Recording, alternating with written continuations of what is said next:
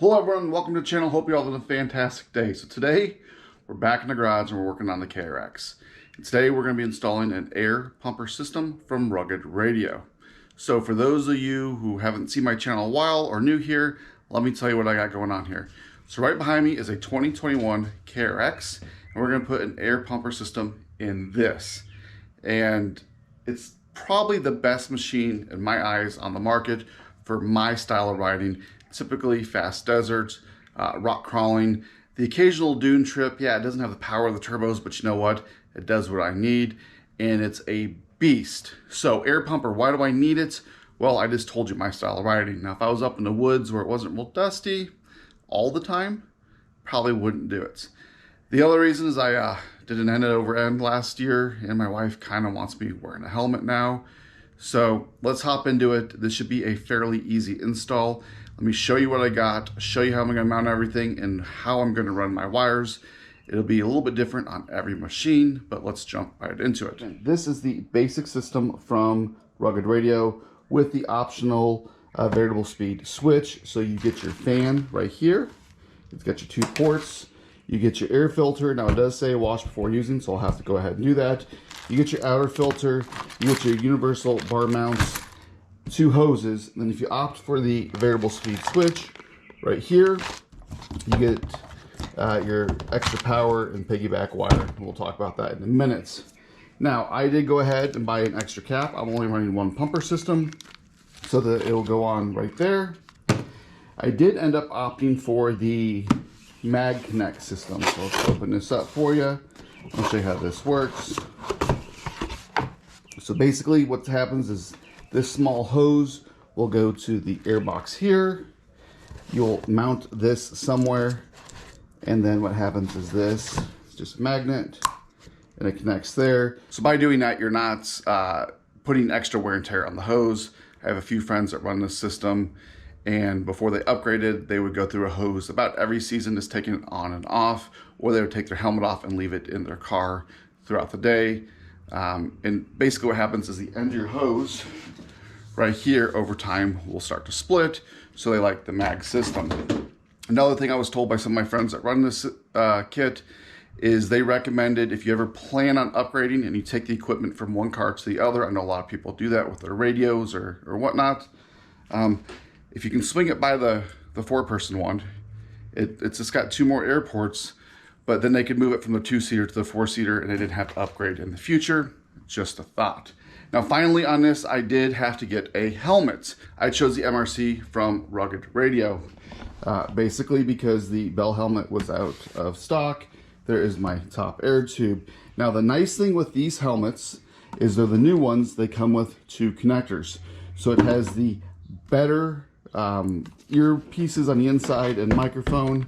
I don't know if you can really see them in there. And that's what this gray one is for. And I think that's where you download the app or something on your phone and you can adjust the stereo quality and all that. I have the older intercom system, so that won't work for me. So I will use the blue plug, but it is nice that they give you both adapters for this helmet. And then finally with this helmet, it comes with your neck piece. This goes on the bottom of the helmet, and it creates a vacuum seal around your neck. You tuck it into your shirt. So how does all this work? Let's go ahead and hook this up on the table before I put it in the machine, because there's not a lot in the machine to show you. And let's look at it. Everything's hooked up. It's super simple on how this works. Let me show you.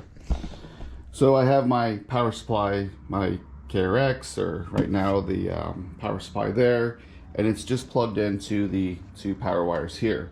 Those power wires go to here, it goes into the switch, out of the variable speed controller to this wire that goes into your air pumper. So being that this is variable speed, it's on the off position there, and as you run it, let's see, you hear it going.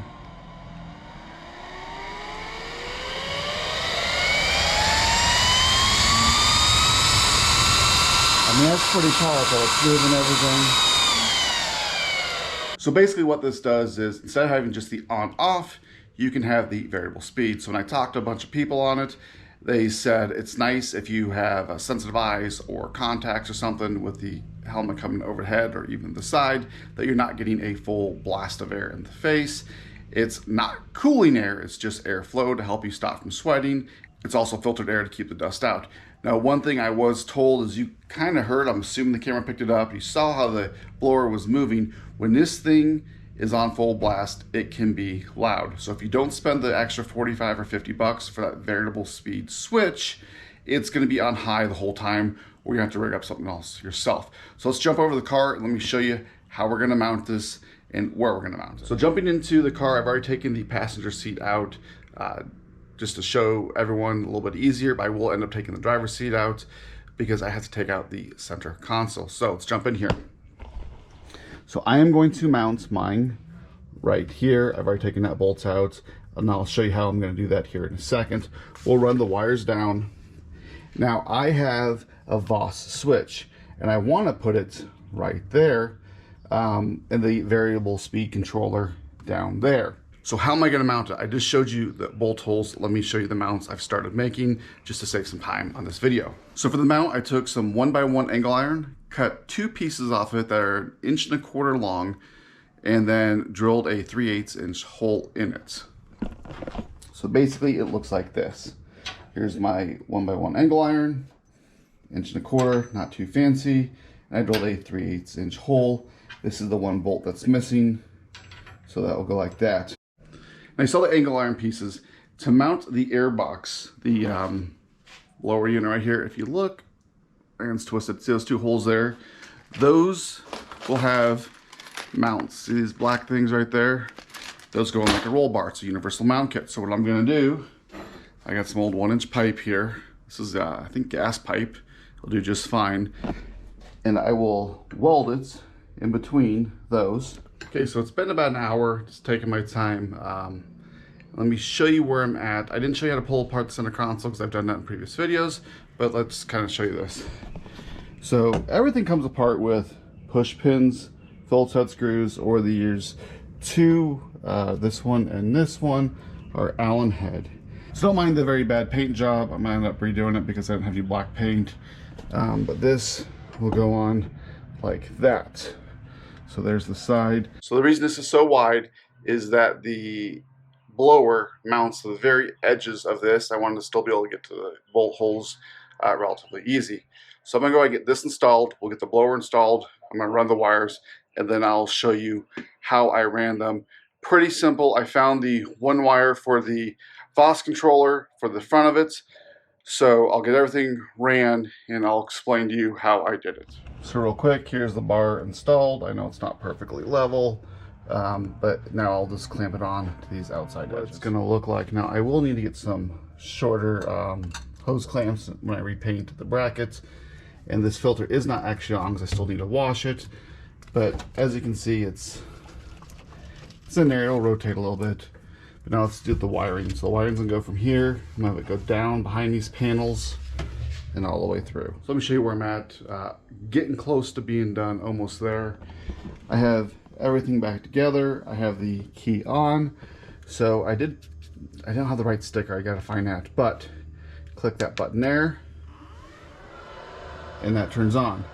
Now I have that set to whatever it is right now, but I can adjust it here. By using the Voss switch, let me go ahead and turn that off, it's fused and it's on a relay, and I can set it to an airflow that I like and just leave it there and then adjust it a little bit if I need to. But that way you're not turning it on and off and you're fine tuning it all the time. You can find something that works for you, and if you have a second person in here, it just stays there. The only issue I ran into is, look at all this extra wiring. So I just zip tied this up. I gotta nip these off real quick. I'm gonna put them behind this panel. That's why I haven't put it back on. And then when I get over to a buddy's house, because I don't have the tools, I will de-pin that connector. We'll trim the wire probably 6 feet, 5 feet out of it, and then repin it so that I don't have all that extra wire sitting there. All the panels back on. Next thing I do is install the mag coupler for the air hose. Again, it's not a requirement, it's just something I chose to go with. So, recommendation, If you're just buying this, go ahead and measure your roll bar, get the mount they have. I know it's 25 bucks or so. Save yourself the headache. I didn't get it because I already had mounts here. I have a box full of different mounts I've bought, from the Pioneer to the mini bikes and golf carts and stuff. So let me show what I have and what I did to get it to work. So this is the mounts I had here. It's an aluminum mount. This bolt goes in there. This is what I did. So here's the mount here. This will go on like this. Now that's a 1/2 inch hole. And then I put the bolts on. The quick disconnect is now mounted, but it's not in the permanent position, and let me show you what I mean. So currently I have it right here, but the problem is the back of my helmet's going to be up here somewhere, you know what I mean? So it's got to go from here to there. So if you take your hose, this just pushes in, this will connect to the helmet. So I might need to twist this up so that it can go straight in like this. I really won't know until I start driving it. The nice thing is it's in. This is a super easy install, 90 minutes to maybe 3 hours, depending on how well you know your KRX or whatever machine you're working on, because really it's just 2 wires. I would recommend, no matter what machine you put this in, make sure it's a fused connection. So that's one thing. When I go to the Voss switch, I know that it was on a 10 amp fuse, but read the instructions and make sure you wire it appropriately. And like I said, I like the variable speed.